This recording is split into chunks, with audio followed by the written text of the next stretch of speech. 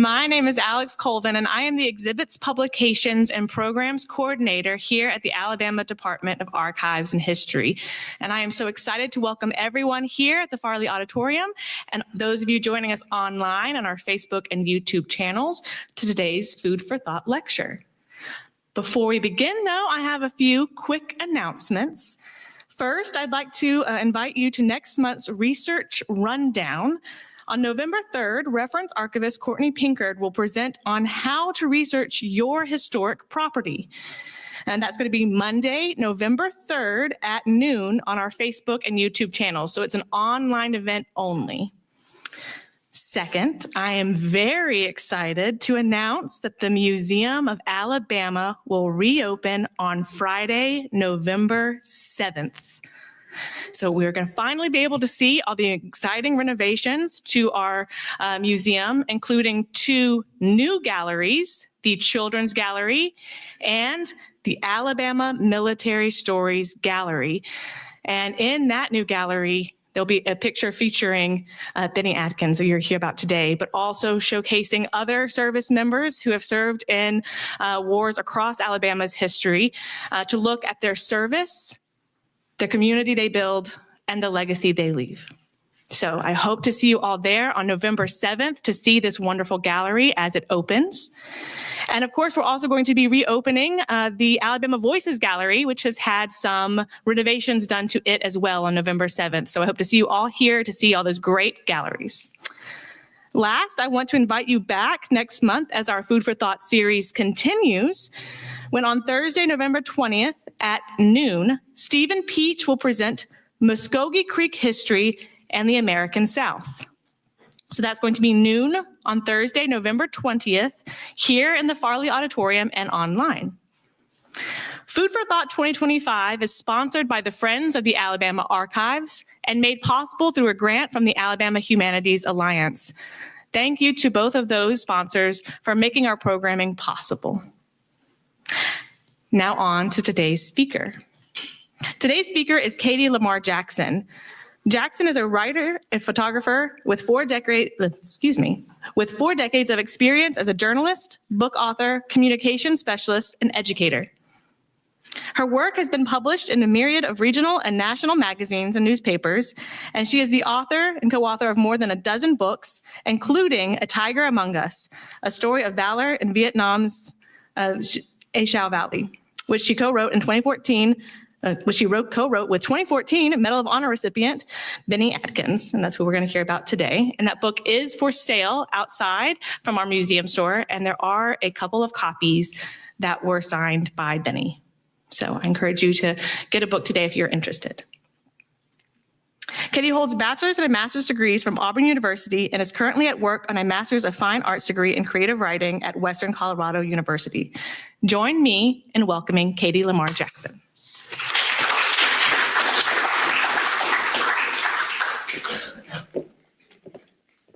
Can you hear me? I think I can hear me. It's sort of an echo, and not all in a bad way. But anyway, thank you all for coming. I love having faces to talk to. I like to have more of a conversation than a presentation, so it'll be very relaxed. And also, we're going to have time for questions at the end. But before I get started, I wanted to mention, is it breaking in and out a little bit, or it's okay? Okay. I wanted to mention that there's an extra special person in the room today, which is Bennie Adkins' daughter, Marianne Adkins Blake. She's sitting right here. Marianne and I teamed up while we were doing the book. We traveled a lot together. We went to some fun places. And we're able to interview some of the other veterans from the battle together and did other things as well. So anyway, Marianne, at some point we may call on you if there are questions I can't answer or just to fill us in on things. But she is a prime example of what an amazing man Bennie Adkins was, and her mother, Mary Arrington Adkins, too, because it's a great family. He was a great man, and he has a great family, and I was incredibly honored to have the opportunity to be able to work with him on this book. It's a case of, the old everything you learned in kindergarten.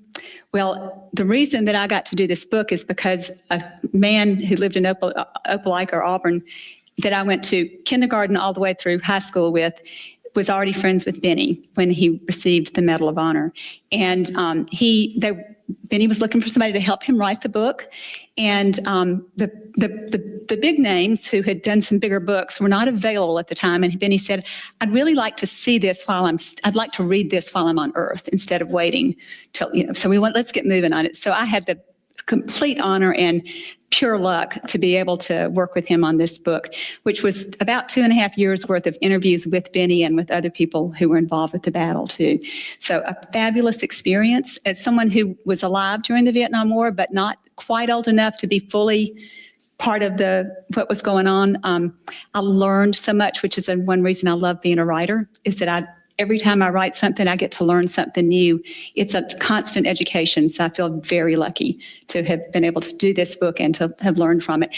Now, I will say that it's been a few years since the book came out, and I've been rereading it and listening to old interviews, but there are probably some gaps in my memory. I'm older than I was, too, so somehow my memory doesn't seem quite as sharp as it used to be.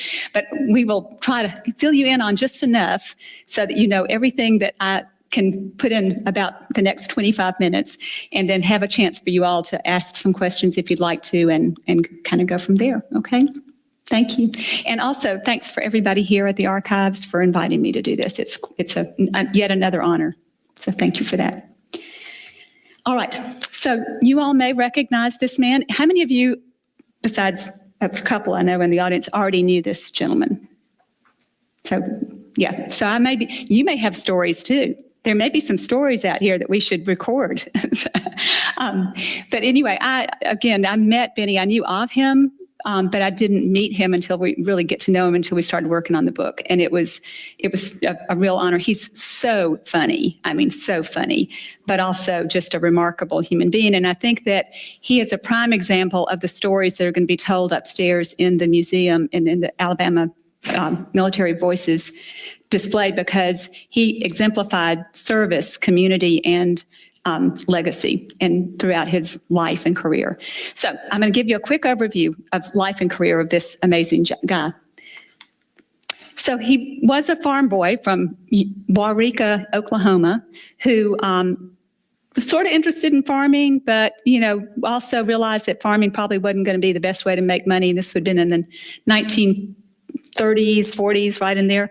So started school and realized he had a better time working on the cute girls than he did on his grades. So he drops out of school, and the draft was going on then, and he immediately was snapped up in the draft.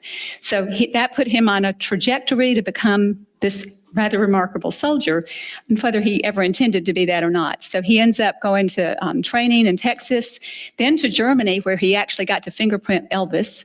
And then he came home, and he had re-upped by then and went to Fort Benning, Georgia.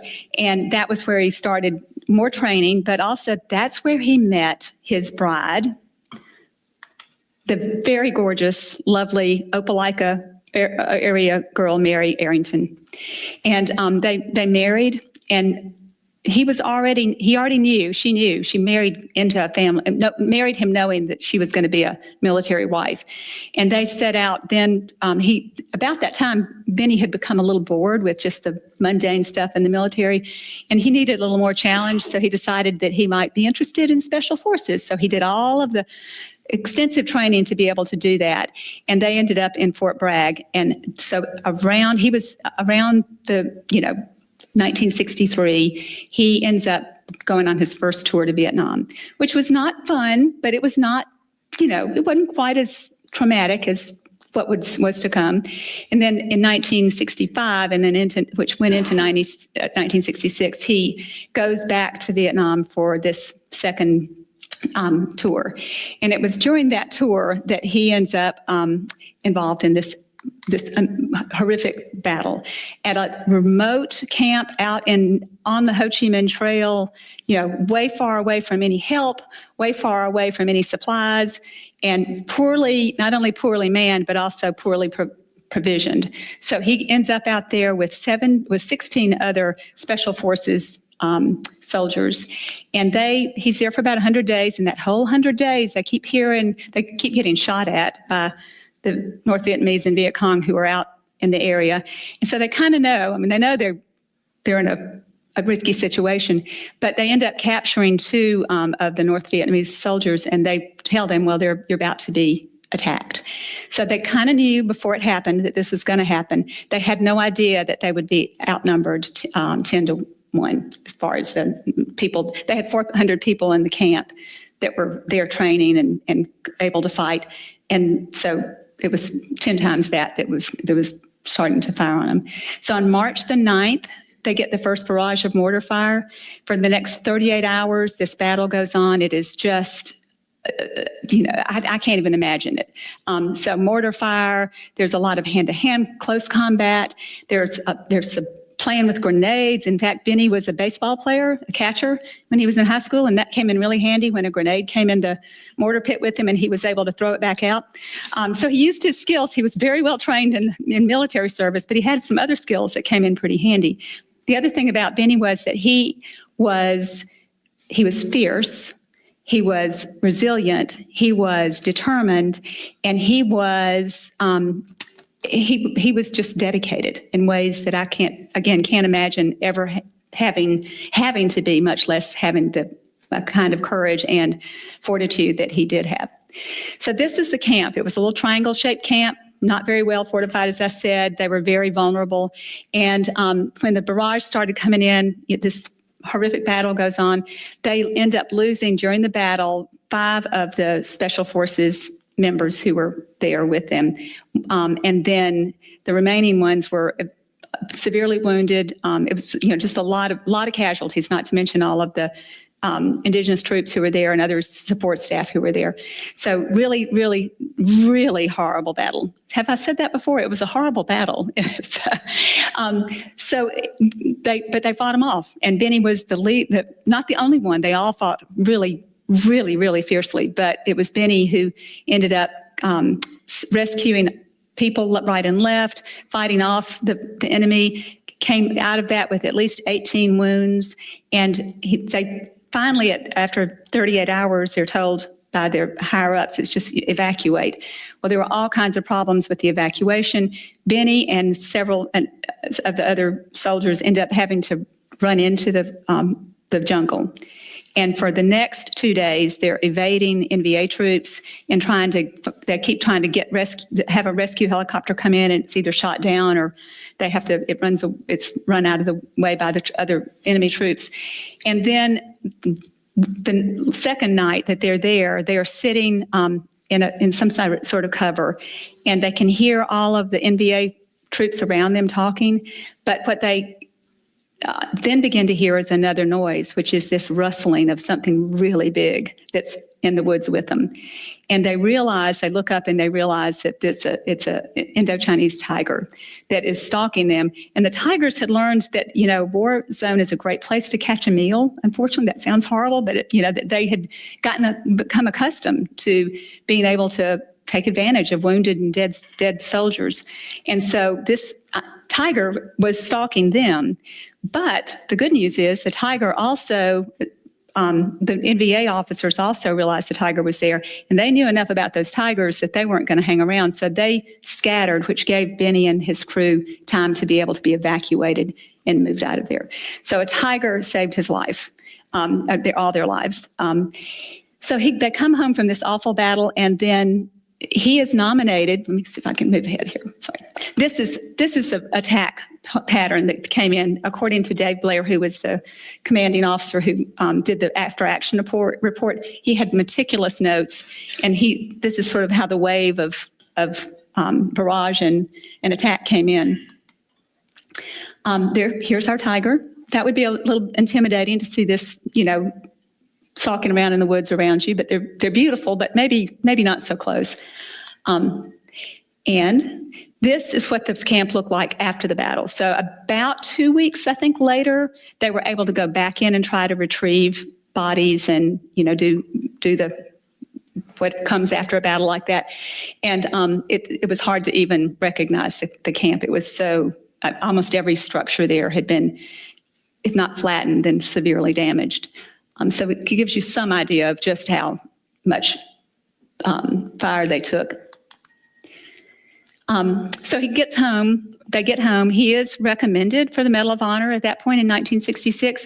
He doesn't end up being awarded the medal, and he is given the Distinguished Service Cross, which is the next highest level of honor that you can receive for battle in the military. But years go by. So Bennie continues in the service. He ends up with 20 years of service before he retires. And then he comes back to Opelika, Alabama, and he becomes an accountant.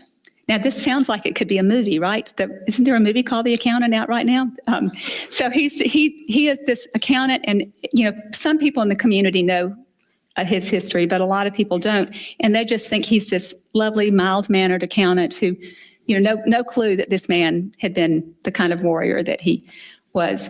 And he also went back to school. He ended up with 3 degrees from Troy University, a bachelor's degree and 2 masters, and then started his accounting firm, and I think all this overlapped. He also taught, so he ended up teaching at Southern Union Community College, at Auburn University, and he worked with prisoners in the jail to help them be able to learn to, reading was part of it, but just worked with them so they could boost people and when they got out. So he did all this service in the community.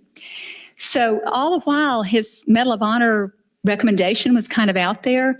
And so about 48 years after he was in this battle, he gets a phone call from the White House saying, the president would like to speak to you. And sure enough, it's the president at the time, Barack Obama, saying, we want to let you know that you are going to be awarded the Medal of Honor. I think he had a gag order for about 2 months. He found this out before the rest of us did, but he managed to keep it a secret. And so he was finally awarded the Medal of Honor on September the 14th,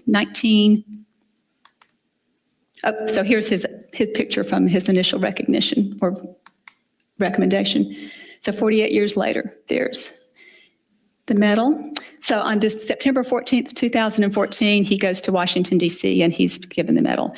And it's an amazing event. I was not there, but Marianne and the whole family were, and it just based on the pictures and the coverage of it, it was such a long overdue but amazing gift that gift isn't quite the word honor. But the whole time, Bennie said, I didn't win this medal. And win is not the word anyway. I did not earn this medal. It was everybody who was there with me. And he said over and over again, I wear this medal, not for myself, but for the 16 other men who we lost in this battle, and especially the 5 who gave their lives during the battle. So he said that every time he was interviewed, every time it came up, he was constantly saying, this is not about me. This is about the partnerships and the way they work together and the bravery of all of the people who were involved in this.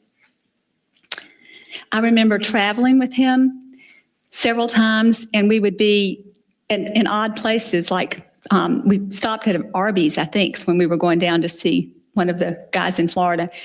And we got out, and this man in a truck next to us saw he was wearing his ribbon, and this man just stopped, and he practically, fell to his knees, and just the way people recognized what he had done, and that the ribbon itself was really a remarkable experience. In airports, people would see it, and they would just stop in their tracks, introduce their children to this man. So it was like he was a celebrity, even though he didn't think of himself as that, but a celebrity in the best possible way. So these are just a few scenes of the actual Medal of Honor ceremonies. And so after this happened, that's when the book happened. So we worked on this book for the at least 2.5 years, maybe a little bit longer, and luckily found an amazing publisher who helped us get it out there, who really cared about this book. They are a publisher who wanted to save military stories. So they did a beautiful job on the book. Here's my copy of it. And so then what Bennie did was go out and he was the best book salesperson ever, because he was going all the time to these events where he was speaking at events, and he was always able to have the book with him. And it sold beautifully because Bennie was not only because it was about Bennie, but because he was there to help share that story. It was what a blessing that we were able to have a number of years. This came out in 2018, I believe, or was it 17? Math, I don't remember. So anyway, there were several years before Bennie passed away, that he was able to be out there and share this book with people. And it has, it's not about being a bestseller, but it's gotten in a lot of hands. And we're really pleased with that because it's such a great story. This is him at one of his many signing opportunities or signing events. And this is why I think that his story is so important, because he really lived a lifetime of commitment, not only to the military and to this nation, but also to his family and to many other organizations. So here are just a few of those. Family, right here. This is the children, grandchildren. Now, they're great-grandchildren now. There might be a great-grandchild or two now. So yeah, this keeps passing on through generations. So family was definitely high on his list. And Mary, who was such a sweet, kind human being, and she also deserves a medal. Being at home with 5 kids at some point, and being by herself. When Bennie was evading the tiger and the NVA in the woods, she didn't know whether he was dead or alive. She believed he was alive, but she didn't know. So what the people back home go through is part of any battle story and any story of heroism. Other veterans and soldiers who are not yet veterans, he worked really hard to be able to support other, regardless of the branch of military, other soldiers and veterans. And one of the things that he did to do that, and one of the really important things, was he established the Bennie Adkins Foundation. And he established it to give scholarships to particularly special forces soldiers who are coming out of the military like he did, and they're trying to reintegrate into life, and they need a path forward. And so he established it to do those scholarships. In the last couple of years, that his foundation is now part of the Green Beret Foundation. So it's gone under the umbrella of that. And so it continues, his legacy continues on with all of these soldiers as well.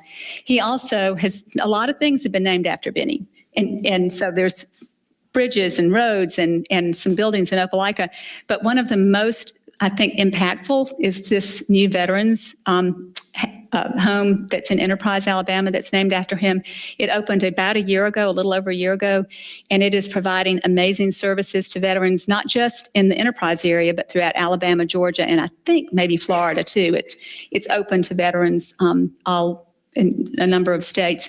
And it's a state-of-the-art, beautiful building I haven't been there myself, but the pictures just are really remarkable how fabulous it is.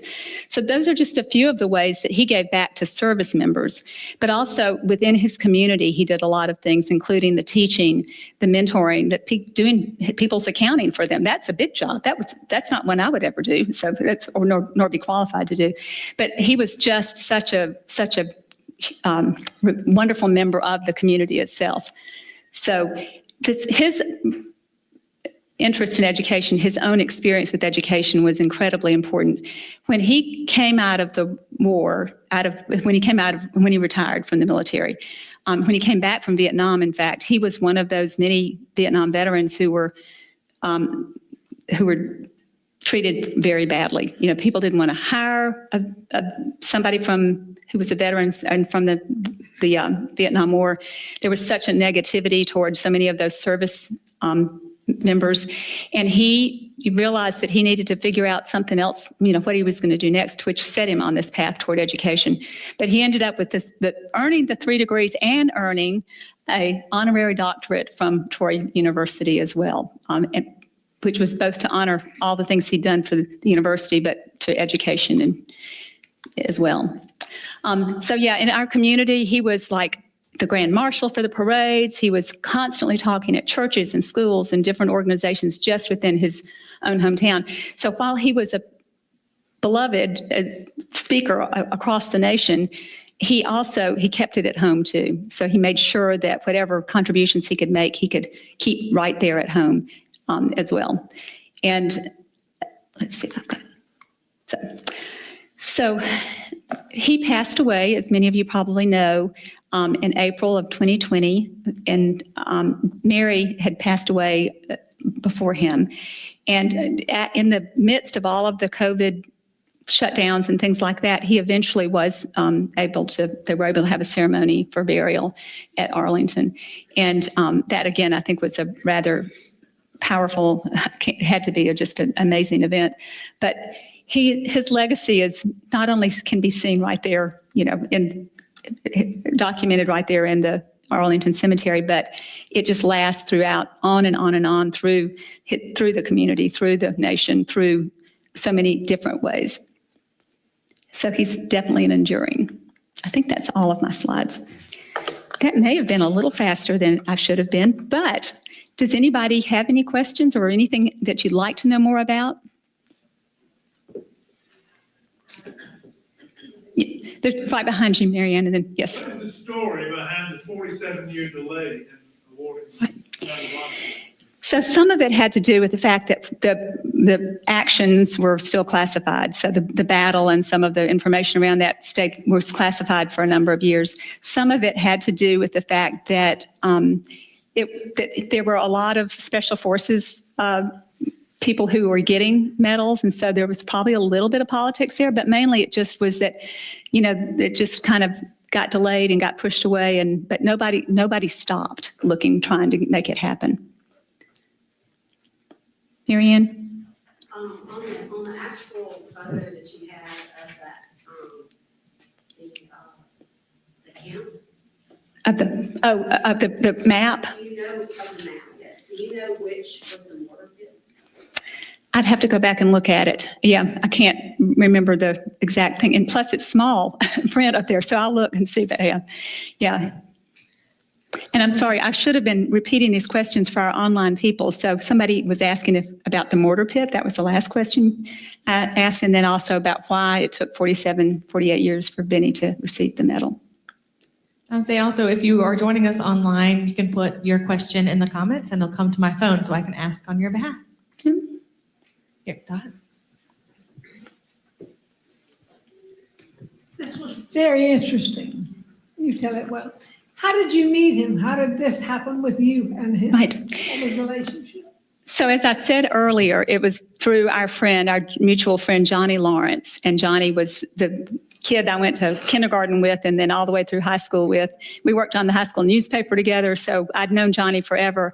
And his wife, Maggie, also was a friend of mine I worked with. I worked at Auburn University for 25 years.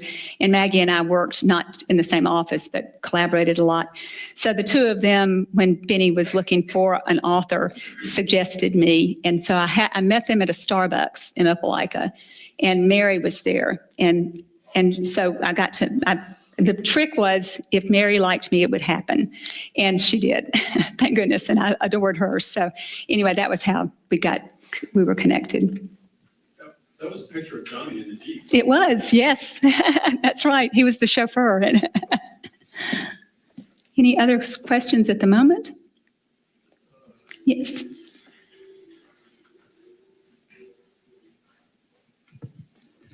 Why were they unable to get reinforcements given that they had a little bit of advance warning about the attack?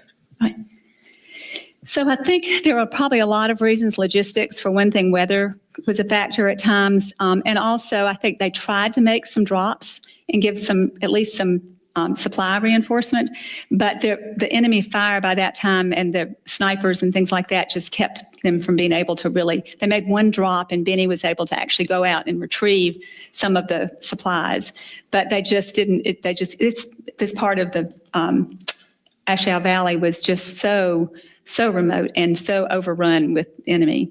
that they just couldn't get him in there. And it was probably not a lot of good forethought ahead of time. I think it'd be safe to say that they should have thought about this and worked the whole 100 days they were there. They kind of knew something was brewing or knew that they were in a vulnerable situation. But it didn't happen when it should have.